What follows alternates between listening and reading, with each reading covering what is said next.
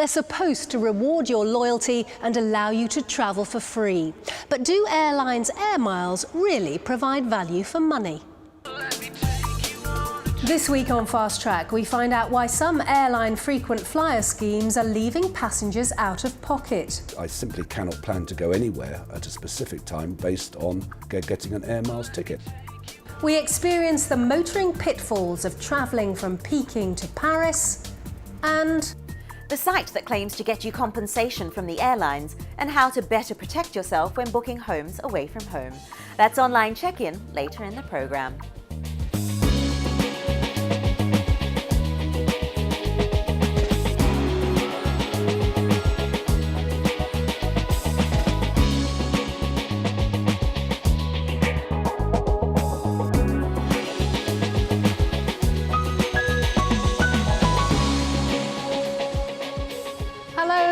Welcome to Fast Track. I'm Fiona Foster. I do hope you'll stay with us for the next half hour.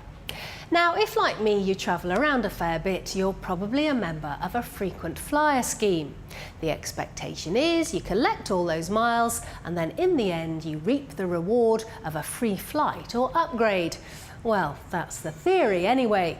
But as Simon Calder now reports, in some cases it's almost impossible to spend those hard-earned points. And as for a free flight, well, that might just be pie in the sky. Ever since the first frequent flyer scheme was devised in 1980, airline passengers have cherished the opportunity to travel for free as a hard-earned reward for all those long delays and red-eye flights. But using frequent flyer points has become steadily less rewarding. You may have to pay hundreds of dollars in taxes, fees and fuel surcharges to get a free seat. And with planes flying fuller, the airlines have fewer seats to give away to loyal passengers.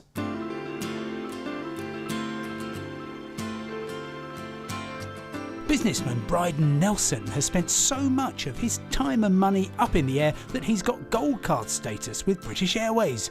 Last year he spent around $70,000 with the airline. He's also accrued hundreds of thousands of Avios points, BA's frequent flyer currency. But when he tried to spend them... I mean, if I went online now, onto the BA website and went on to spend Avios and clicked in from Gatwick to Paphos and gave them sort of my date window, I can guarantee there won't be anything there. Travel patterns mean that business class to the island of Cyprus in summer should be reasonably empty, but Bryden can't find a single seat for the month of July. And the other side, there is nothing in August or September. And I believe there's probably not a seat available all year. And even searches for long-haul destinations like London to Sydney were unsuccessful. We asked BA for an interview, but the airline declined and instead gave us this statement. We're very sorry that this particular customer was unable to use his Avios to book the flight that he wanted. Paphos and Sydney are very high-demand destinations for both commercial customers and those looking to book Avios redemption seats. Unfortunately, because these routes are so popular, some customers may find themselves unable to use their Avios to book seats if they leave it too late. Singapore was the destination for Jane and John Ward, whose son lives and works in the city-state. It's going to be his 30th birthday. He's been living out there for the last 5 years. So, yeah, we're really excited about going out to visit him. So they got online to see what was available. They were quoted $1,200 for the flight. When they sought to use their KrisFlyer points, it showed they'd need to buy some additional miles, and the screen showed a price of around $900. But when their credit card statement appeared... As soon as I opened up the statement, I thought to myself, running down it, shock horror. They discovered that in fact they'd been charged $1,600 each.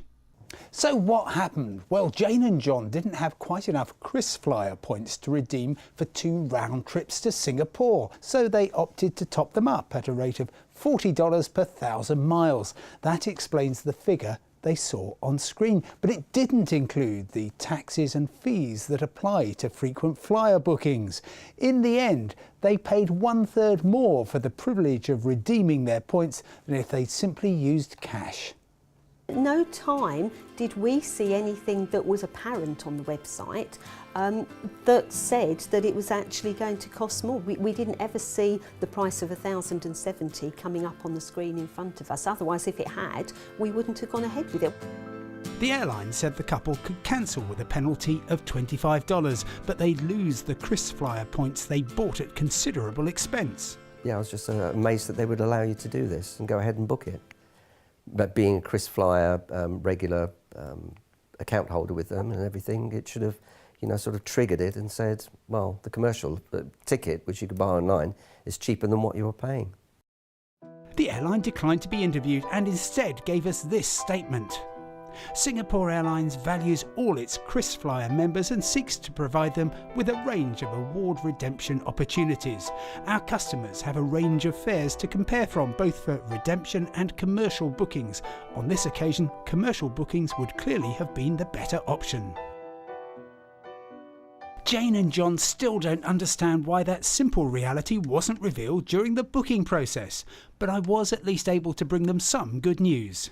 I've just heard from Singapore Airlines. I'm delighted to say that after we got involved, they have decided to refund all your points, all the money you paid, and allow you to buy for cash the tickets to Singapore that you originally saw at the price that you were quoted then. How do you feel about that? We're absolutely delighted, and we're looking forward to the 29th of August when we can fly out.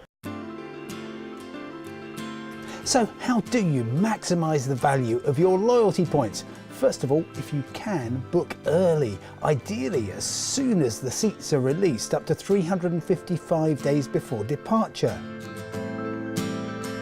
Next, consider buying the cheapest economy ticket and using your points to upgrade, saving a fortune on normal business class fares. And finally, keep looking. Airlines often release a few reward seats shortly before departure.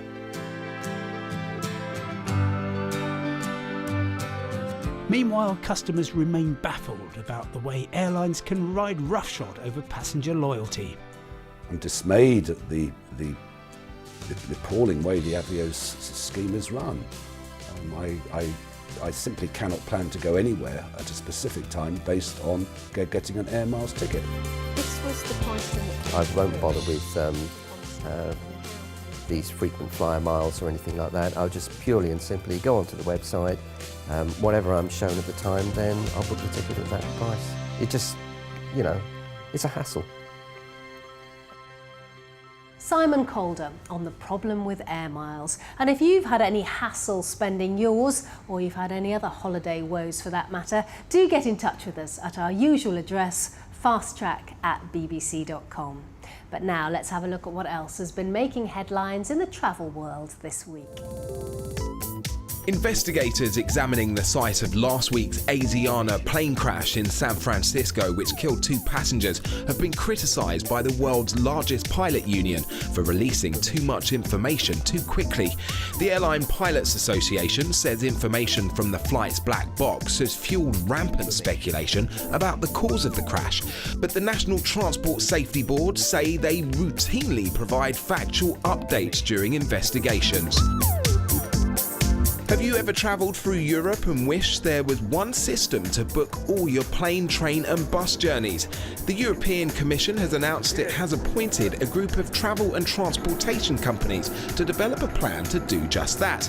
The committee will report on their findings at the end of this year. If you're visiting Japan this week, make sure you drink plenty of water and avoid spending prolonged amounts of time outside. Temperatures have reached a height of 31 Celsius in a heat wave that's brought an earlier than usual end to the rainy season. Staff at one hotel near Tokyo have strung up wind chimes in the corridors, as it's thought the sound reminds people of a breeze and will help them feel cooler. And finally, tourists in Belgium have been lucky or unlucky enough, depending on how you look at it, to catch the blooming of what's been called the world's smelliest flower, the Titan arum. It only flowers for 3 days and measures nearly 2.5 metres. Those who've caught a whiff say it smells like rotting flesh. Time for a short break now, but do stay with us because coming up, on your marks, get set, go. 33 days on the road in the Peking to Paris Classic Car Rally. And Carmen will be here with her regular online check-in with what's happening on the web, in tech and travel. So don't go away.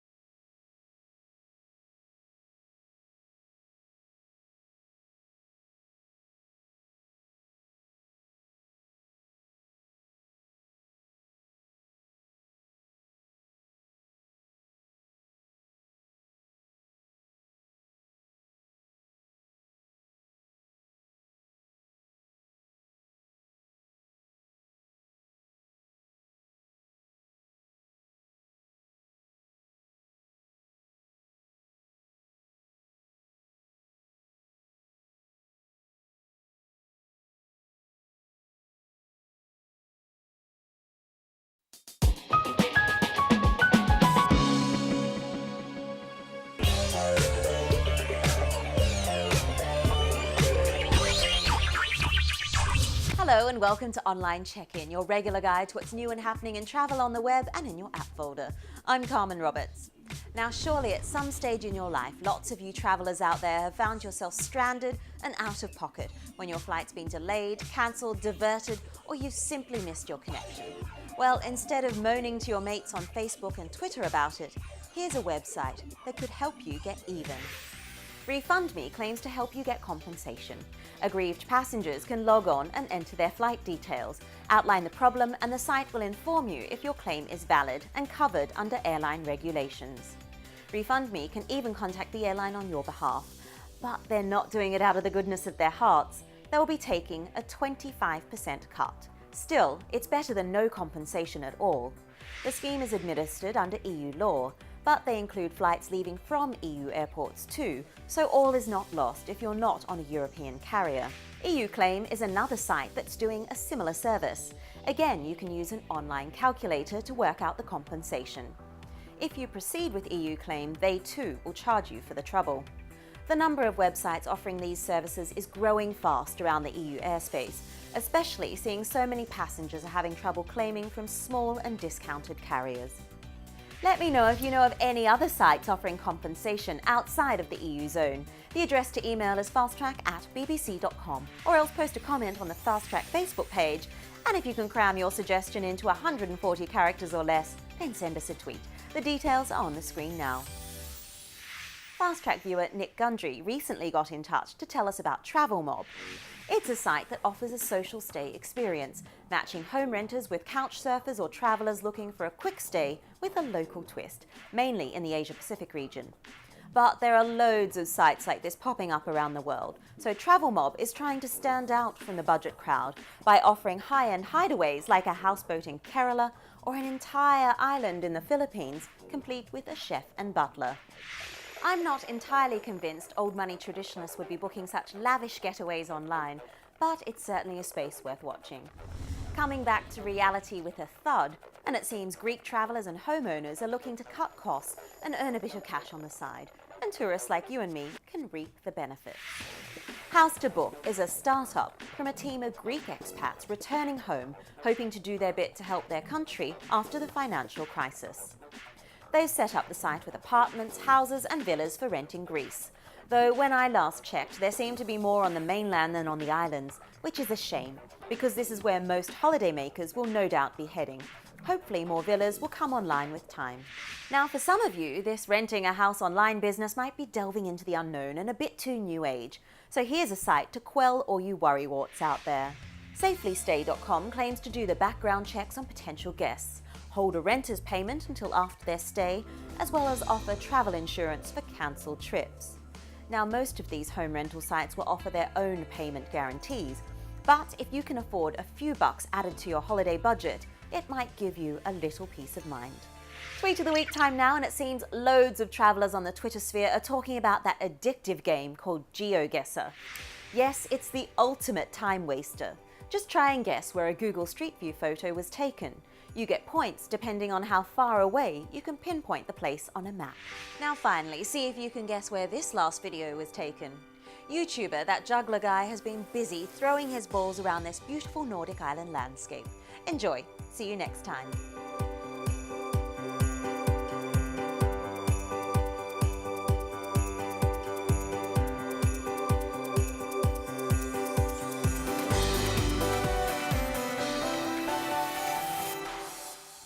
Thanks, Carmen. Now to end today's show, imagine 33 days on the road driving through some of the world's most inhospitable terrain where no classic car has gone before. I'm talking about the Peking to Paris Motor Challenge, which has been hailed as one of the most ambitious car rallies ever, with 100 drivers competing for first place. It starts in China, it winds through Mongolia, into Russia, through Ukraine, Slovakia, and ends at the Champs-Élysées in the French capital. Fast Track's Michelle Yanachan decided to sign up for the race to face one of the biggest challenges she's taken on so far.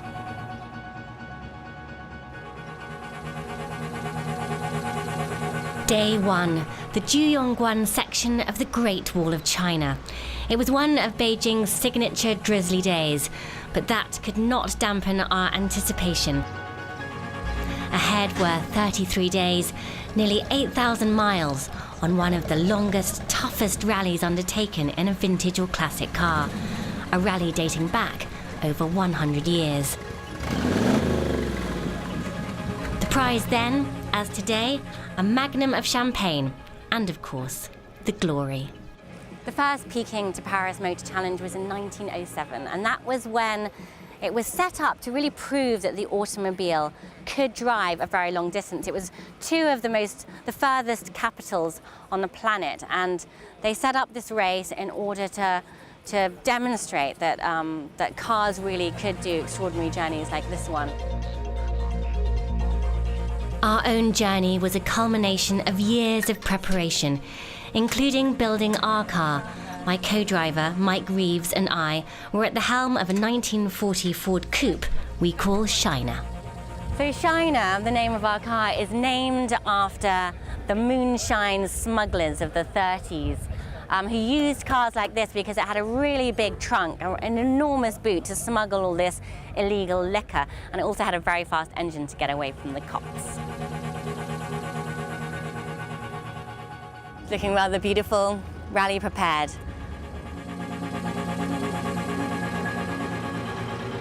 Many of the 96 cars here had been restored especially for the rally.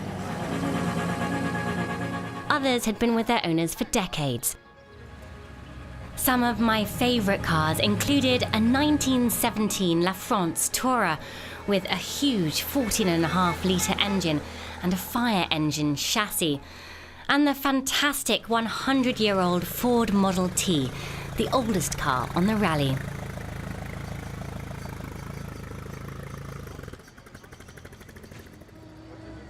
The parking area was soon filled with petrol fumes. The cars began to rev up, one leaving every 30 seconds. We were due out at 08:19 a.m. precisely. And my heart's thumping. Me too. This is the culmination of a lot of dreams, a lot of time, a lot of effort, and I'm just going to try and not mess it up on the navigation now. I know. And the driving. No, it'll be fine on the driving. It's all about the navigation. Yeah. Not cool to diminish heads. the driving. Not to diminish the driving. Cool heads and big deep breath. The steward counted down to our time, and on cue, I pressed down on the accelerator and sounded the horn.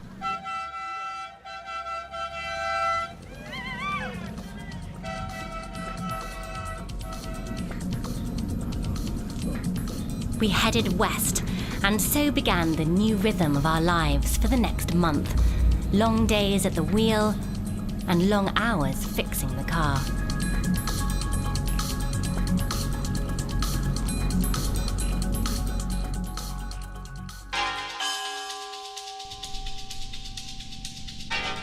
We moved across the border into Mongolia, a land of desert steppes and arid grasslands. Racing to make checkpoints and choosing the best track as we pushed on to locate the campsite at Altan Shiri.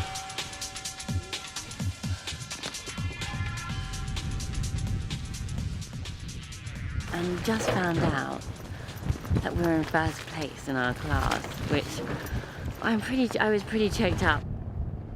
It's kind of relief that we're in the running and a sense of promise, but also now maybe a sense of like really steely determination.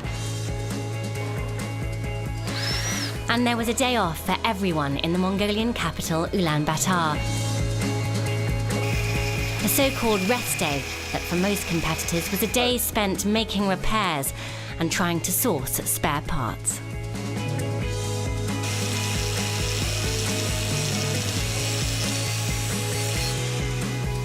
With the finishing touches done, including cleaning the air filters, we were ready for the next stage, what was slated to be the hardest section of the rally, the Mongolian grasslands and the Gobi Desert. Michelle Yanachan on what looks like one of the most exciting car rallies ever. And that's it for this week, but next week she'll be back with part 2 of her epic journey from Peking to Paris. And are the greatest treasures of ancient Greece being put under threat because of financial austerity? Looks like a goodie, so do make sure you join us for that. In the meantime, though, you can always check us out online for more travel news, tips and inspiration at the addresses shown on the screen now. And wherever you're heading next, from me, Fiona Foster, and the rest of the Fast Track team, have a great trip. Bye-bye.